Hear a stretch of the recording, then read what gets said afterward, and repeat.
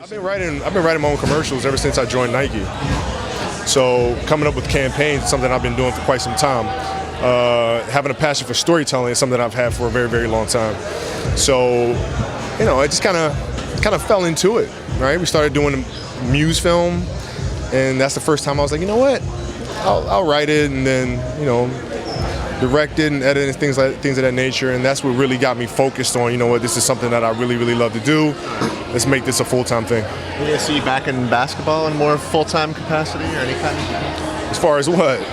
Coaching, front office? Nah, man, no. I coach my daughter's 6th grade team. That's the extent of it all. That's it, man. Gianna's a problem. She's a beast. Yeah, she's a beast, man. She's tough. I thought she was gonna get with Jeannie and that would be the official drink of the Lakers. Dude, Gigi's yeah, she's a little firecracker, man.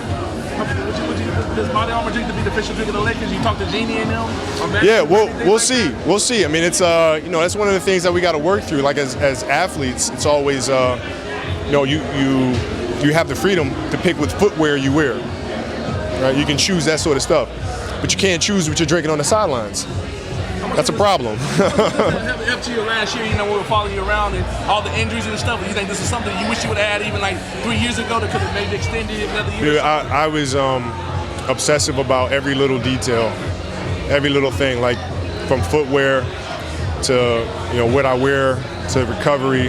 If I could feel like I gained any type of advantage whatsoever, I obsessed over that detail. So yeah, this is something I wish I would have had. How much does Cynthia's story touch you? She wasn't even in the UFC like 10 months ago. Yeah, dude. Now she's almost for the belts. You know, it's insane. I mean, we were talking out back about it, and her growing up in San Jose and now training out in Sacramento.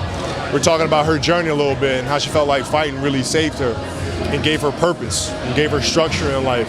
And it's something that she can't stop thinking about it. And she wakes up in the morning thinking about it, goes to bed obsessing over it, and you can hear it. Like when she's talking about it, you can hear the passion that oozes from her. You know, so it's great to connect with them in person. Like I said, I watched them quite a bit of videos online, but to actually come here in person and to hear their stories face to face is a different ballgame.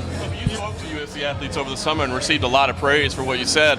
Do you feel like, you know, you can speak to these athletes here? I mean, I know that's not part of the deal of them being branded together, but I mean, will you take some personal interest in them as athletes? I'd say personal interest in every athlete everywhere.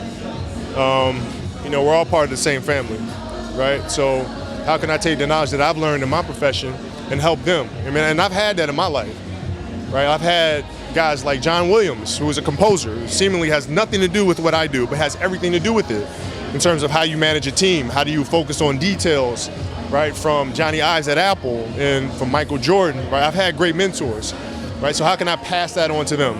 You've been really vocal about sort of your support of the WNBA and just your love of, you know, seeing those women on the court. How much of, you know, the fact that women do compete side by side with men in the UFC, I mean, is that appealing to you? Yeah, a fighter's a fighter. A basketball player's a basketball player, right? Male, female, doesn't matter, right? You appreciate the art of it, you appreciate the sweet science in it, and you appreciate the effort and the determination and the story of each individual athlete. So it doesn't matter, male or female. Do you have any New York athletes in your mind who might fit this brand? New York athletes. Well, we'll see. We'll see. I'm sure there are. This weekend, Porzingis, think about him. Well, Porzingis is a BodyArmor athlete. Did you know that? Yeah. Christoph has been a BodyArmor athlete for, when did we sign him? Year and a half, 2 years ago. When he Yeah, started, about 2 years ago. So Christoph is part of the BodyArmor family already. So Kobe, this weekend George St. Pierre is fighting. It could be his last fight ever. In your last game, you dropped 60 points. What kind of peace comes with knowing that it could be the last time you do things professionally that you would give advice to George about? It's exciting. Have fun with it. Like literally just enjoy it. And it's weird because like leading up to the game, you have to enjoy it. Leading up to the match, you kind of enjoy it. But once you get in the match, you can't enjoy it because that's when things get away from you. You got to focus on the tactics. You got to focus on doing what you've always done. And then when that's over, then you can look back and appreciate it. What do you think of George's legacy in the UFC? Oh, it's one of the greatest.